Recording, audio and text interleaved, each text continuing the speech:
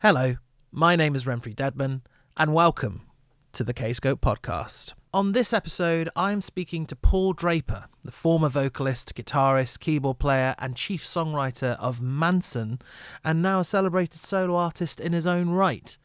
For those who are unfamiliar, Mansun were an extraordinarily adventurous and eclectic band who were only an active unit for 8 years, between 1995 and 2003.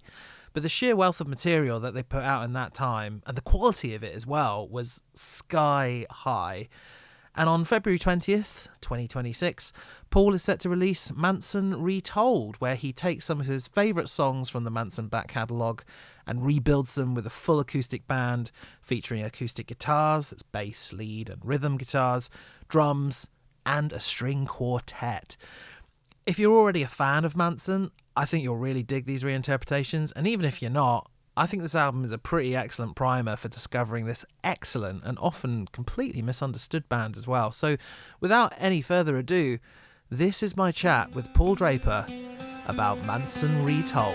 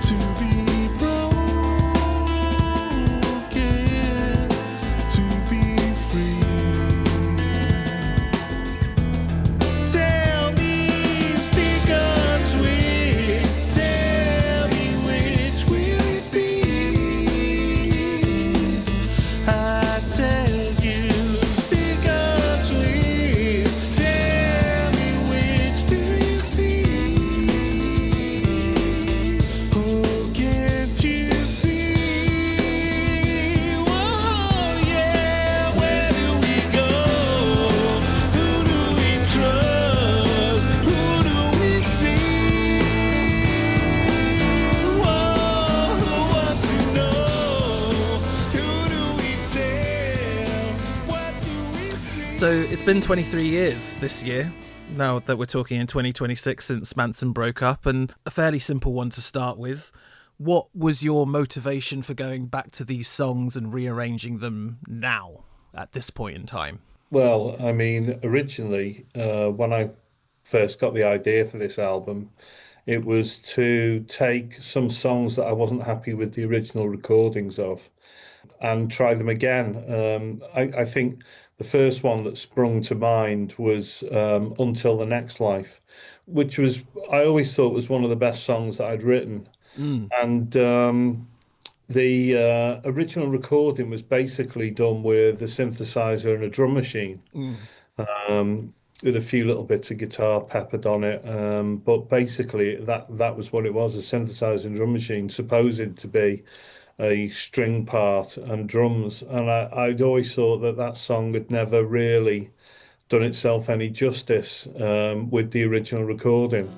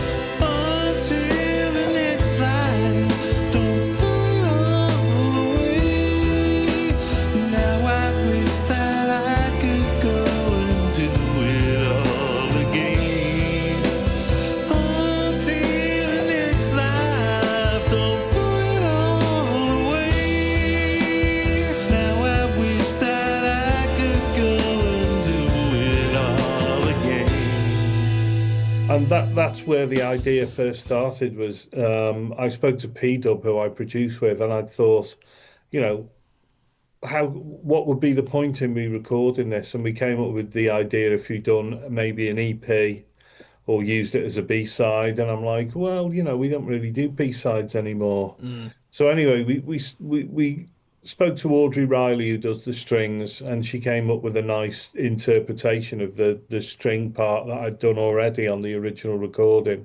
Mm. And we set about doing it, and it sounded brilliant. It sounded exactly how I always imagined that song could sound like. And it far surpassed the original recording. One thing I noticed was my voice had really changed. It got a lot deeper, a lot richer as well, but deeper. Mm. But we managed to get a new interpretation on the vocal.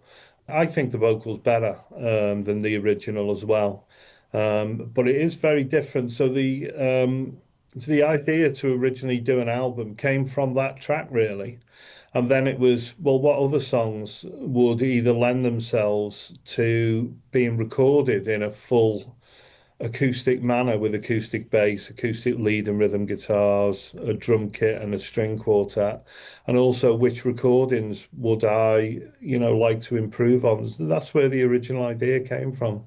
I really want to pick up on what you said about the voice. So I did a really nerdy thing, Paul, and I got a playlist of them all and A-B'd the originals with the retold ones. I've been listening to that playlist for the last few days. And the thing that is most noticeable immediately is your voice and how it's changed. And I totally agree with you. Like, definitely objectively got deeper. But I also think the vocal performances on these songs is way better. Way better, generally. I think I particularly noticed it on I Can Disappoint You. That was when so can you talk to me about that a little bit? Yeah, on I Can Only Disappoint You, I think the vocal performance is a lot richer. Mm. That was one of the easier ones to reinterpret, reimagine. That sat within my vocal range that I can hit now. I think my phrasing's a lot better now. Mm-hmm. I'm a lot more confident as a vocalist than probably I was when I was 26. Mm. Yeah, I really like that one, Mm. but that wasn't the main motivation to do that one. The original thought on doing that one was the fact that we had a harp sample on it. It was a sample of a harp sound that we used as the main riff in the song.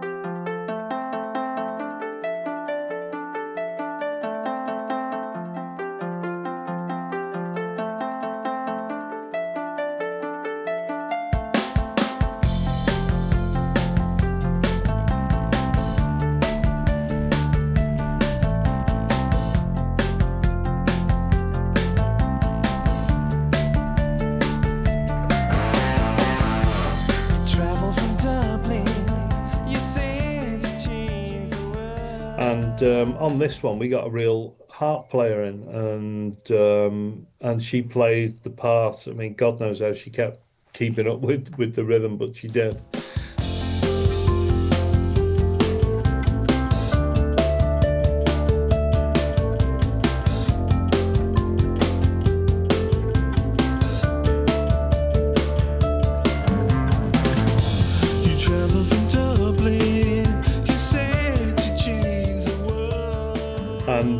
So that was the number one motivation to redo that song, was to do it with a real harp. Yeah.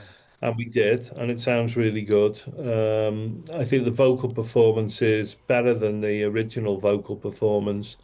I think my voice sounds thicker, more, it's got more body in it.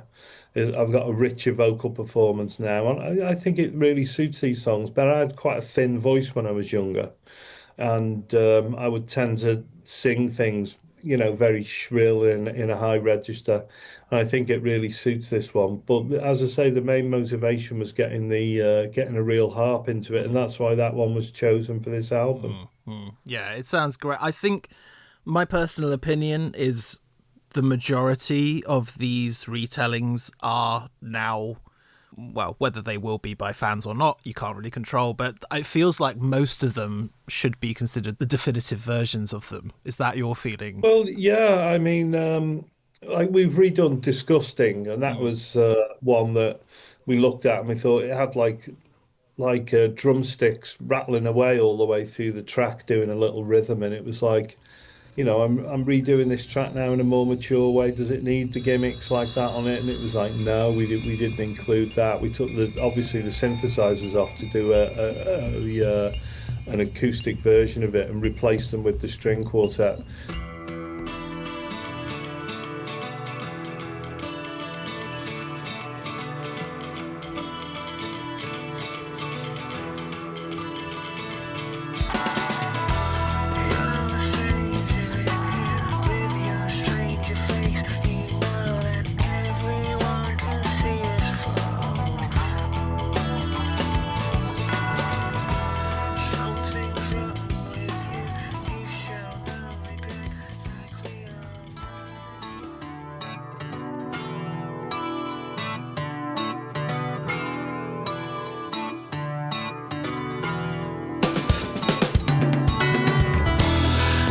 Stranger in here with your stranger face, you know that everyone could see his faults. Something's rotten with you, you show no regret, like we all know that you're supposed to do. So, I wouldn't call them the definitive versions. I would call them a more mature version. Certainly, from my feedback from everyone listening to them, they're like, wow, this is better than the originals. And that's, the first single we released, I've Seen the Top of the Mountain. That's certainly a more superior version. I think, on that one, I wanted the drumming to be slightly different, a little bit freer. Disappoint You's definitely come through as a better version, and Disgusting as well. Really, really pleased with the way that's come through. That's a hell of an achievement, though, because, I've been sat with the original versions for years, for a couple of decades. And even on 1, 2, 3 listens, I think on my first listen, I was like, well, half of these are, in my opinion, better than the originals. This is I don't mean anything against the original musicians who played on the original ones. You're all younger, you're all more naive, etc., etc. But I think that's quite an achievement when I've been sat with the original versions for so long, and then on 1 listen, 2 listens, I'm like, yeah, no, these are definitely better. Like that's a hell of an achievement.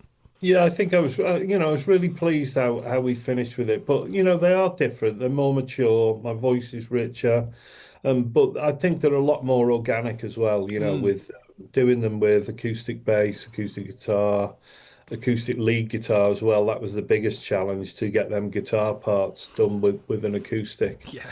And so there's a lot of finger bleeding getting them out of my guitar. I bet. But it was. Yeah, I'm really pleased with it. I think when we got the feedback from everyone didn't expect us to, reach the level that we'd done on these interpretations of the songs. And was it going to be acoustic from the beginning? Was that the mindset from the beginning? Because I think when you say the word acoustic, people think of, Bob Dylan or Jack Johnson, but these are very full, rich, full band acoustic reinterpretations. Yeah, I mean, originally we were going to call the album Acoustic Songbook, and just the word acoustic, you think of someone just sitting there with an acoustic guitar. And, singer-songwriter, yeah. And that's really not what the album is. The album is a full band, a full reinterpretation of the band, but with just acoustic instruments. And when me and P-Dub sat down and we thought, there's no point in just, redoing these things with a full band. How could we give it a slant where it's slightly different for people to get into, but not too different. And we had this phrase we would always say in the studio, which was same but different. We wouldn't try and exactly copy the originals, but it had to be a full band. So, as I said, the bass became an acoustic bass, so I played everything on an acoustic bass guitar. The lead guitars became an acoustic guitar, but me just playing the lead parts on an acoustic guitar. The synth patches became a string quartet. Obviously, the drums remained as drums, and the harp sample on Disappoint You, became a real harp. So we had a full, it's a full band performance. I mean, if you go on to look at the first couple of singles we've released on my YouTube page or social media or wherever you get your music these days, Spotify or what have you, you can listen for yourself and listen to how these songs have translated from a band in the Britpop era, although we weren't exactly Britpop, to that extent, going through to being, a much more mature full band, but an acoustic band, reimagining them, reinterpreting them, and that's where we came up with the title Retold, because we're retelling the story of these songs, but with a twist. It's a whole new way of looking at them. At the beginning of that answer, you said same but different, and it struck me that same but different could have been a title. Yeah. Too late now, but yeah. Yeah, a bit of a corny title, but Sure. it could have been. Yeah, Mansun, same but different.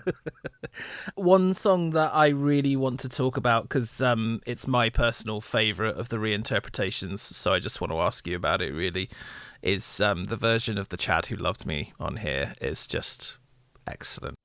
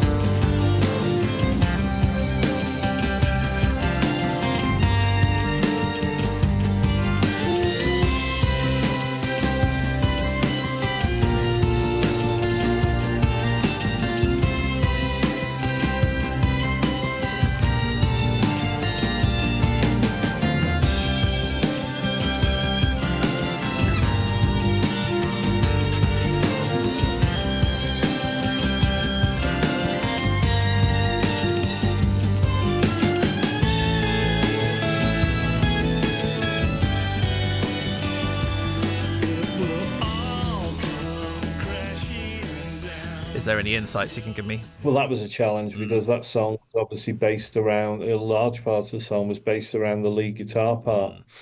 So working that out, playing a lead guitar, electric lead guitar part on an acoustic guitar was pretty tricky, especially the bending of the notes and stuff like that. But yeah, really pleased how that one came out. The other big challenge on that one was we recorded the original with a 32-piece orchestra. Wow, okay. And this version has a 4-piece string String quartet. quartet.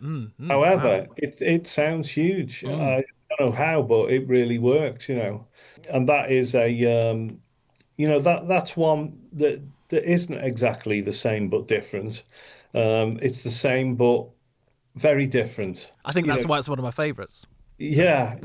I mean, that is, truly is a reimagining of that song with acoustic instruments. But definitely for the fans, have a listen to that. It's one that I think is one of my favorite on the album. Although I like them all because they're the ones I chose to do. I mean, The Child Who Loved Me wasn't one that I thought we could improve on the original recording because I was very happy with the original recording of that one. This is one that we thought, could we reinterpret this as an acoustic band? That was approached from a different point of view and really works in that context, I think. I fully agree. And I suppose as we're talking about challenging reinterpretations, I mean, same question. Any insights into Dark Mavis? Well, Dark Mavis is the same but different one. That was one where I thought, well, I can improve on the vocal take there, certainly. We could improve on the rhythm track. There's lots of technical reasons why I thought we could improve that one. We could give it a better groove, a better vocal performance, because the main body of that was strings and acoustic guitar and piano and stuff. So that one's a same but different reinterpretation, and I included that for different reasons, really. But yeah, very, very happy with the way that turned out. Our biggest problem was when we recorded the original version of that, we had we got all our mates down to the studio and got them to sing the na na na bit at the end. And I thought that, it would be good if we could get the fans involved with that. So we got the fans to send us in little MP3s of them singing the end, and we compiled the end from a fan choir from their iPhones, which sounds great. It's really great the way it turned out, and it sounds like they're there in the room with us when we recorded it. I assumed, and perhaps I should have done more research, I assumed that was a professional choir. So that's pretty incredible. That's awesome. Yeah, yeah, no, they did a sterling job on that one. We had Yeah. a few dodgy ones, but you can bury them into the mix. So a few we had to reject. But I think we managed to get about 80 or 90 good performances there and of course when you put them all together in the melee, the sort of outer tuney ones just sort of become bedded into Exactly. the whole mix.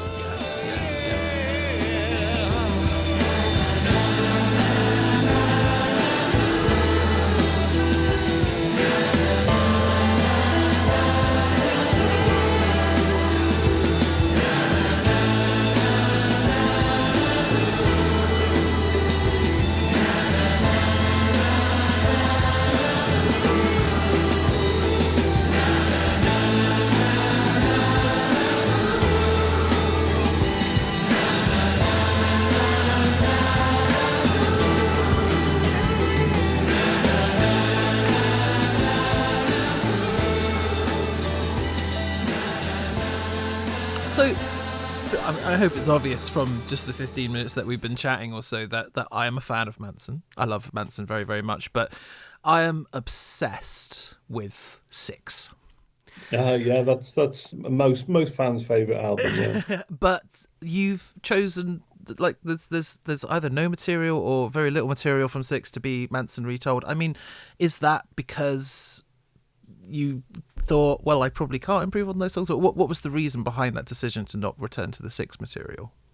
Well, we did originally try out a few songs. We tried out Being a Girl Part 2, but the Mm-hmm. lead guitar part really didn't translate into an acoustic lead guitar part. And the other one that we got very far down the line with was Legacy. But my voice is just too deep to reinterpret that song. So when we play it live, we play it in a different key now. We'll Right. play it in a key that my voice fits with. So when we go on tour doing we're doing Manson, all the 14 top 40 hits together. Right. We'll do Legacy. We've done it before, and that one, as I say, we changed the key. When we tried to change the key on record, it just didn't work. It just really didn't work. So I tried the vocal in the original key, and I wasn't hitting them high notes the way I did when I was younger. So that was one we shelved. And I think because the arrangements are very, I mean, people say proggy, but very off the wall on the Six album. It was a case of, I didn't think that any of them songs could be reinterpreted. I mean, if we ever do a volume 2, maybe I'll have another crack at doing one from that album. But it wasn't an album that lent itself to an acoustic band reinterpreting it. Sure. It was a very challenging record and not one that really worked. As I say, they were the two that we looked at originally. We had to discard them along the way. I'm just glad that you didn't turn around to me and say, I just can't stand that record anymore, because if you had, you might have broken my heart, Paul. That's all. Yeah, no, So, I mean, no, I mean, it is what it is, that record, and yeah. it didn't do us any good commercially, No.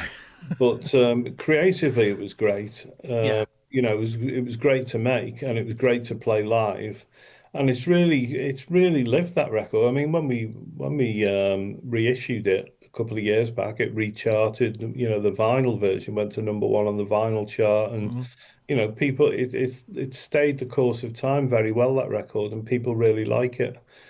it was probably a bit of commercial suicide because the first Manson album was a lot more commercial than that one. But artistically, it was really rewarding to make and to live with. And now, the legacy of that album with loads of new fans coming and enjoying it and discovering it for the first time is, it's really pleasing.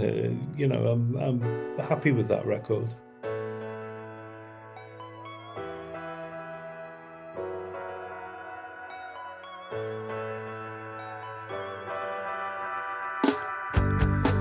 And you see, I kind of shiver to conformity. Did you see the way I cower to authority? You see, my life, it's a series of compromises anyway. It's a sham, and I'm conditioned to accept it all. You see, man, I have by far, man, I presently got, man, I'll ever use up, man, I really need, man, I have by far, man, I presently got, man, I'll ever use up, man, I really need, man, I have by far, I could possibly spend, man, I'll ever use up, man, I really need, man, I have by far, I could possibly spend, man, I'll ever use up, man, I really need. It's more than I can spend. Religion is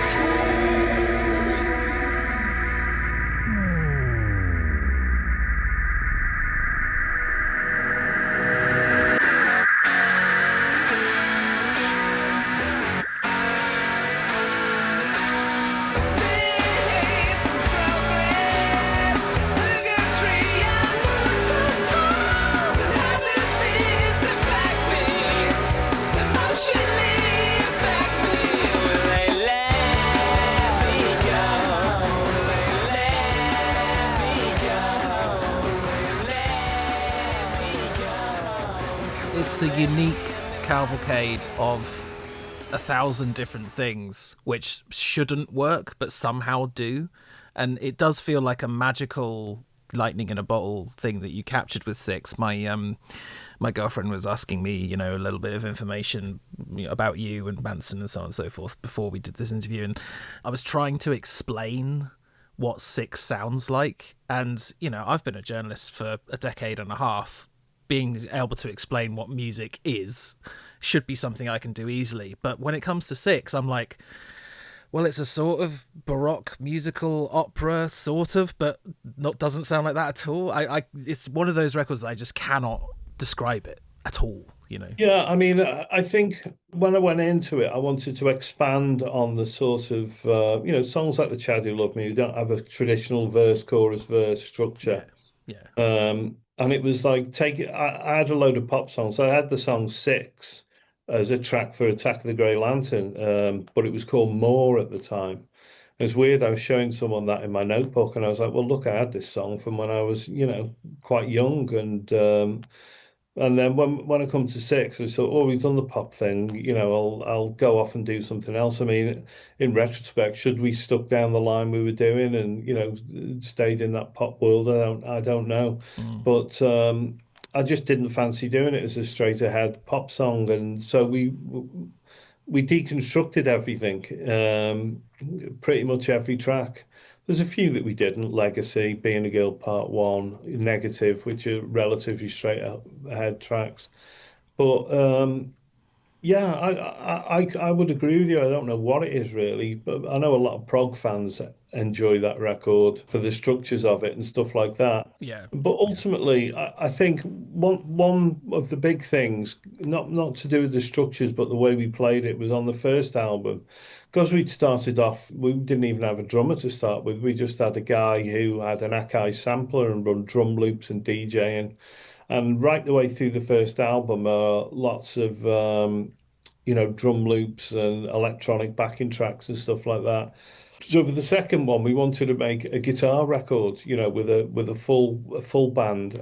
So it is a band playing, it's the sound of a band playing, it's the sound of an alternative band playing, but with strange structures Yeah. to the whole thing. And yeah, I don't think I could describe exactly what it is, but it is what it is, and Yeah. it stood the test of time. It lives.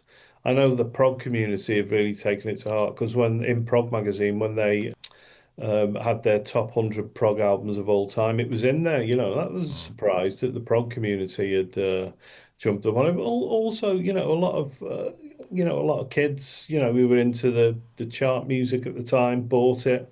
A lot of people said, "Oh, listen to it once, thought it was mad, and Yeah. wasn't into it, and then came back to it, and then."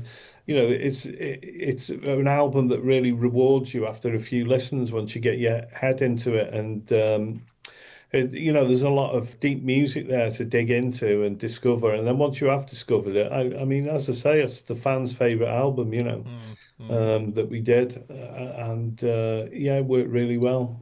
For years, my perception was Attack of the Grey Lantern was the fan favourite, but I suppose maybe I'm just mixing that up with that being the commercial pinnacle, maybe. I don't know. I don't know your feelings on that.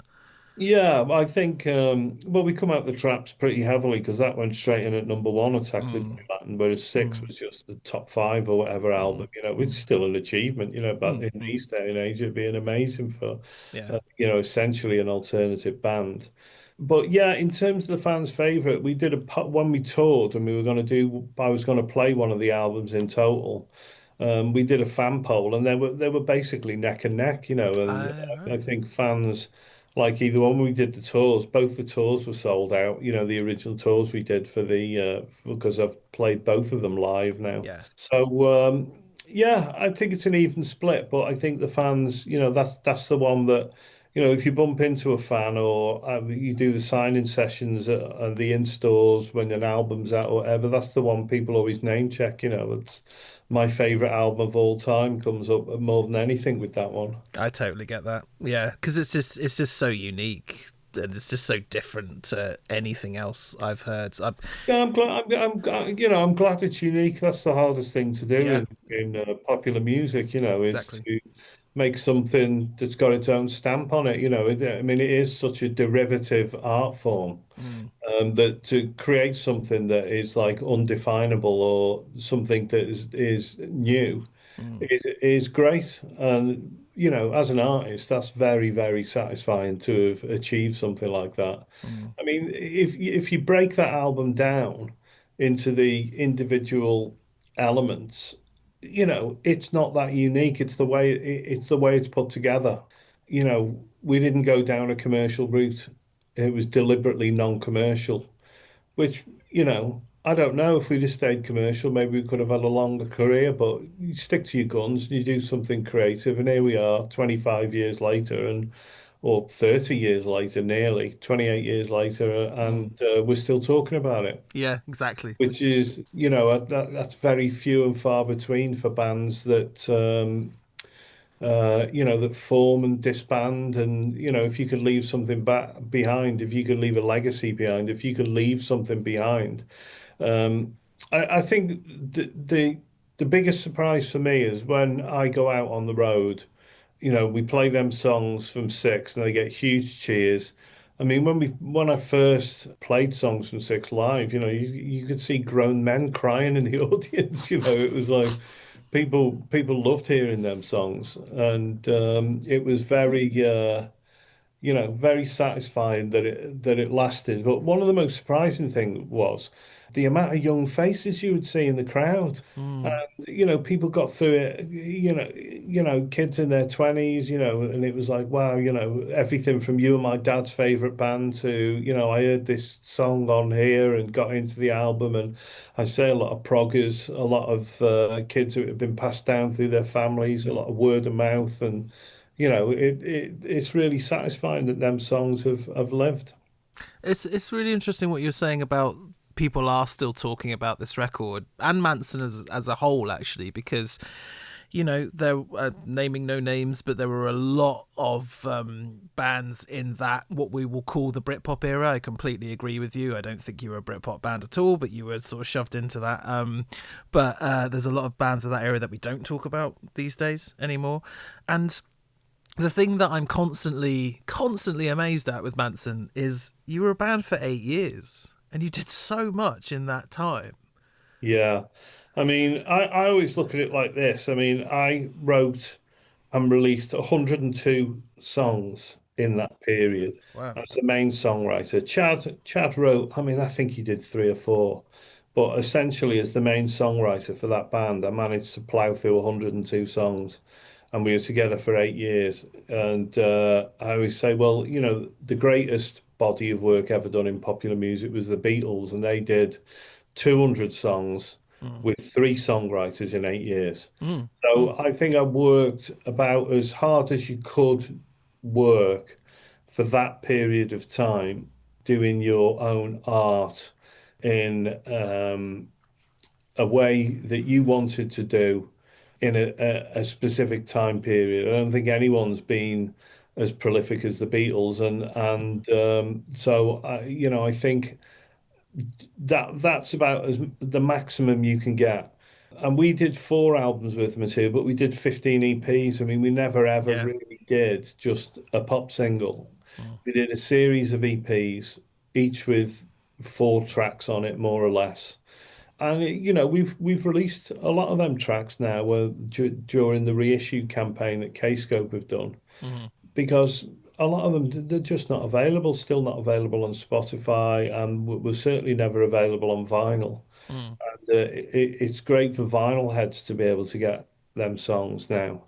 Like for instance, we've just done a half-speed master of Attack of the Great Lantern at Abbey Road, and that sounded amazing, you know. And, I think we've reissued 3 or 4 of the EPs, but you know, over time, over the next few years, we'll release a couple more and get onto another couple of projects. But in terms of the volume of stuff we did, you're not going to hear really what Mansun was fully about unless you get, you know, you hear them EPs.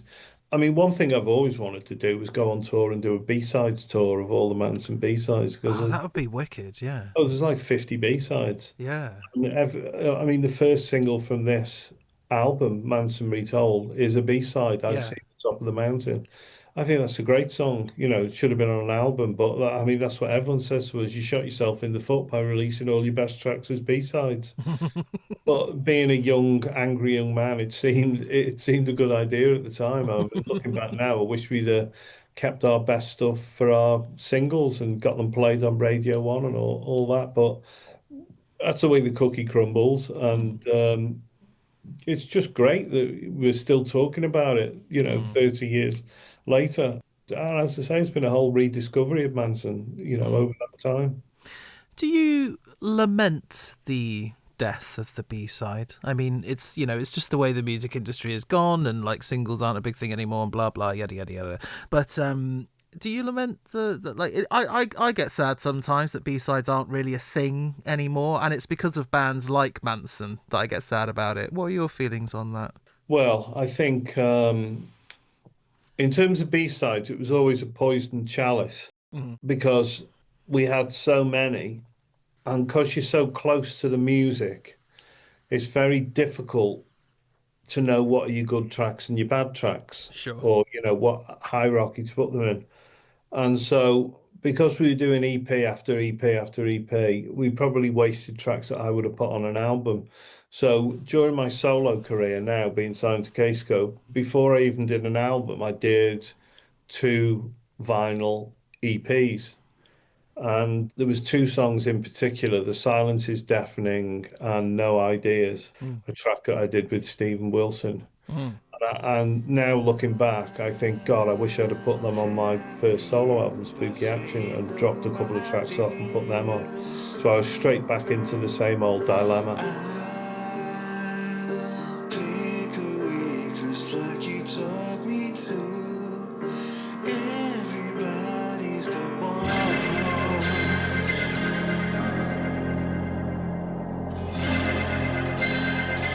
Cause I got no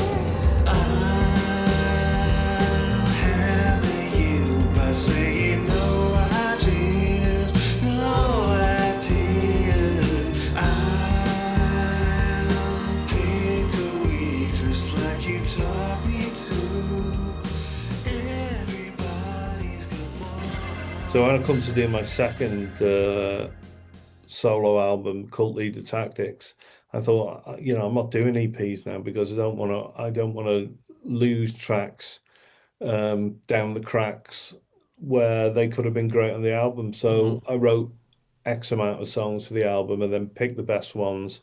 And then the ones that didn't make the album, I got loads of people's of opinion and I just shelved them. And I didn't waste anything on EPs because I wanted to always keep the quality of the EPs up. I never really thought in terms of, albums and B-sides. I thought in terms of albums and EPs. But the music industry is very binary in terms of, you're a hit or you're not. And putting stuff on B-sides you really do shoot yourself in the foot back in the day. So do I lament the death of the B-side? Probably not. Okay, interesting. Yeah, interesting. I suppose leading on from that, Mansun were a really odd band. Yeah, I don't think we. I mean that to our depth. I mean the people who love Manson are the people who discovered it through EPs and word of mouth. Yeah. We were never like a pop group in terms of, people discovered us through our singles and TV performances on Top of the Pops and See the UK. It was people who discovered it through the EPs and through the live shows. And yeah, I mean, I think that's a really positive thing that we didn't really fit into a narrow slot in terms of the way the media would put you in there. So I always say we were out in the Britpop era, but I don't think we were a fully Britpop band, although I got nothing against that. That was the defining cultural movement of the era. And we had one foot in it, but were never fully accepted into it.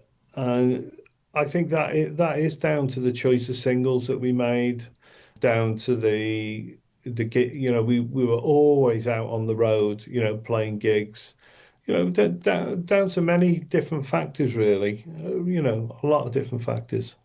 You've somewhat preempted my question with that answer, but I'm going to finish it off anyway. You came out during an era where, in order to sell, you had to be squished into a certain box. And I'm interested in your perspective on how the music industry and the press sometimes, often, constantly fails the most creative bands, the ones that you can't fit into a box. And that's quite a big question. But from your perspective, what are the aspects within the industry that prevent creative and artistic people from being as creative as artistic as they can? Because in some cases with the Manson history, in some cases you guys did shoot yourselves in the foot, obviously in terms of commercial appeal and stuff, but it wasn't entirely down to that. It was also, there were two sides to that, I think, in my opinion. So what do you think about that?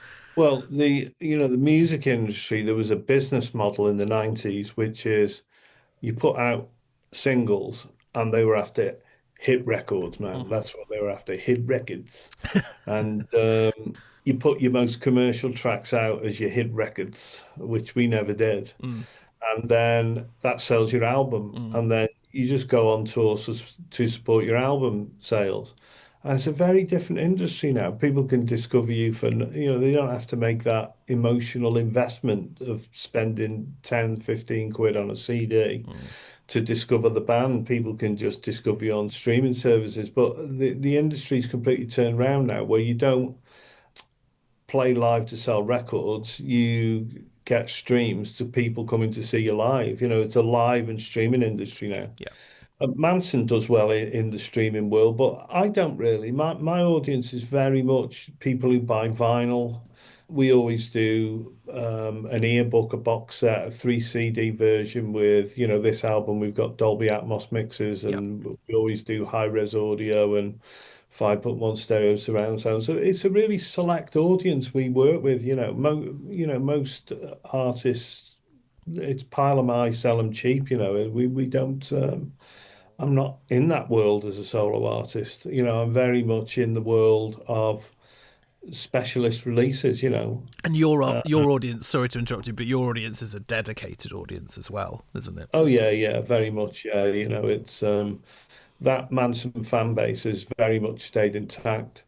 But as I said in an earlier answer, a lot of people, a lot of fresh faces have discovered that band, 20 years later. Um, I'm sure a lot of kids who are into Manson now and have discovered my solo stuff. See, I don't have a massive name recognition, which is one of the reasons I don't do festivals, because I don't want to go around just under the name Manson with different members in it. Yeah, yeah. I have a proper solo career where I do solo stuff, but I don't shy away from playing the Manson songs. They're my songs. I enjoy playing them. And it is brilliant, a new audience, discovering it. Well, I'm delighted that I feel like after 30 or so, well, probably approaching 40 years if we're going back to your original bands, in the industry, I'm glad that you found the niche, the dedicated audience as well, because it might have taken a while, but those things that take a while to build sometimes are sometimes the best foundations, if that makes sense. Yeah. My final question is just going to be, we're looking way, way, way, way, way ahead right now, and I know you won't be able to tell me loads of details, but we're going to get another Paul Draper record after this one, I'm assuming, or any ideas? I say that. I mean, I had a really busy last year, which was we'd finished this album in around about May time, Okay. 2025. And then the bulk of the album work that we did was mixing, mastering, doing the 5.1 stereo surround sound mix, doing the Dolby Atmos mix at Dean Street Studios in Soho in London. And there's a lot of, post-recording work done on it. But we'd finished the recording. I still had a lot of studio time booked in at P-Dub Studio down in Woking. And so we started putting the rhythm tracks together for my fourth solo album, or great. my fifth one of original recordings. And I always say it, we preliminarily called it Sometimes You Got to Dance with the Devil, Okay. which is my experience of being in the music. And luckily, Sometimes You Got to Dance with the Devil. Johnny, my label boss, always gives me artistic freedom in the marketplace, which is one of the brilliant things about being signed to my label. Yeah. We put down 15 rhythm tracks for songs. I mean, I haven't got all the lyrics finished. I always tinker away with the lyrics later on. So there's a lot of busky lyrics, there's a lot of bits missing, but we got the basics down.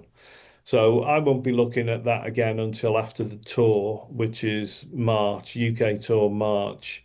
And so probably take a break, and then so late April, May time, I'll be off tinkering away with them songs again and putting them into order. So I haven't let up on it. So after Mansun Retold, that'll be my third album of original solo material, but my fourth solo album in total. So we're looking at 2027, I would predict. Yeah, back end of 2027, I Back reckon. end. God, Yeah. it takes so long. It takes so I long, think, doesn't it? I think between my first solo album, my second one was 5 years. My Wow. second one, my third one was 4 years. And I'm hoping to do this third one within 2 years. And that was because because we're doing Manson Retold, the songs were already written. I was tinkering away, writing songs. So we've got all the material for that third solo album of original material. I had that in the bag quite early. And while my drummer, Julian Fenton, who drummed with Manson for a while, was in the studio, I was like, look, I've got these songs. Should we just go in and crack them down? So we went in and I put rough vocals, guitars, and P-Dub put rough bass parts down on it, and we did them as a three-piece. So there's a reason why this one will be a lot quicker, and that's because I wasn't spending a huge amount of time writing and obsessing over the songs for Manson Retold, because they were already written. Yeah, exactly. I'm going to ask you one more question. I know I said I had one last question 5 minutes ago, but I have one more question. In your opinion, is it easier for musicians now, or was it easier for musicians in the late 90s? I mean, in the 90s, if you were a band and if you were in the pocket with a bit of a difference with your own sound of what was going on at the time, it was possible to get a record deal, but it was the holy grail. Everyone was trying to get a record deal. Whereas these days, I mean, obviously it's easy to put your own music out, but to actually elevate yourself above the noise it's virtually It's impossible. so hard. Yeah. You know, the charts are dominated by pop stuff. The pop stuff's dominated by American accent people who come through the Brit school. You know, it's a much more professional industry than it was in the chaos of the 90s, that's for sure. But for an artist like myself, it's a perfect time to exist because if you've got a sympathetic label to what you're doing, which I have in Kscope, it will give you that artistic freedom. If you've got a fan base, you can survive in this modern music industry, and I do. There's no pressure on me to sell vast amounts of records where the pressure was on in Mansun. You know, we were on a major label and it was pressure, pressure, pressure. But we managed to get through that and do 4 albums. The fourth album was unfinished. Whereas this one, you know, there is a pressure to, you know, make it worthwhile for everyone investing in you. But I don't have to sell records on that massive scale that I did before. And because I have a fan base artist can exist in this modern music industry. So that is my secret weapon, really. I have an amazingly loyal fan base who support me in this modern era. Now, Mansun Retold's a slightly different release than my first 2 albums because everything that we've made for the album is limited edition. So we're not going for the pop charts or anything like the album that we've done. There's literally only 500 colour vinyls going into shops, and obviously we have a normal black vinyl, but there's only 500 of them. On my official store, all as we have is 500 coloured vinyls, 250 of the heavyweight vinyls, and we've got, I think, 1,000 of the deluxe 3-disc set, and that's it, really. You know, that's how I exist as an artist. You know, if the sales are good and these things sell out, you roll on and you do another album. You know, I don't have to be on whatever the modern equivalent to Top of the Pops is these days. I've no idea what it is, to be honest. Yeah, I don't think Top of the I Pops don't think it exists. I mean, I think it's YouTube. You know, we do videos, and you know, for the single Disgusting, the second single off the album, we just got George, who makes the videos for us, and he came down the studio and just hung around and videoed us, put it together, plugged it out, looks great, you know. So it's like a cottage industry. We run it like a cottage industry. You know, we're not looking to sell 50,000 albums, but I mean, that would help. It'd be right? So nice, wouldn't if it? Johnny's listening to this now, or Fred, who runs the label, he'd be like, I wish you would sell 50,000 albums, mate. Well, I'm telling you right now, Paul, Johnny will be listening to this, and that will put a lot of pressure on him. Yeah. But it's fine. It's fine. Yeah, you probably completely disagree with him. They completely disagree with me now. Like, we want 50,000 albums out of you, mate. Paul, thank you so much for your time. That was a dream. Thank you so much. I really appreciate it. I hope you enjoyed it as much as I did. Yeah, thanks, Remfry. Cheers for that, Very mate. welcome. Very, very welcome.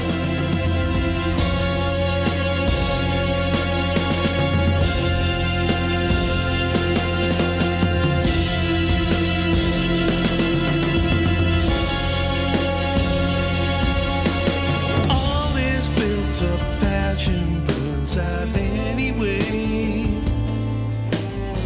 You didn't see it come.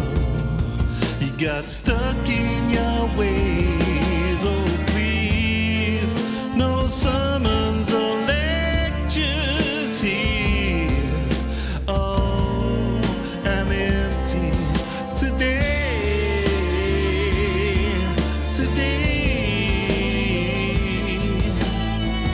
Not a single thing will persuade me to stay, but I've seen the top of the mountain, yeah. There's only one place to go. Downhill could be my best direction. Downhill I'll go. Down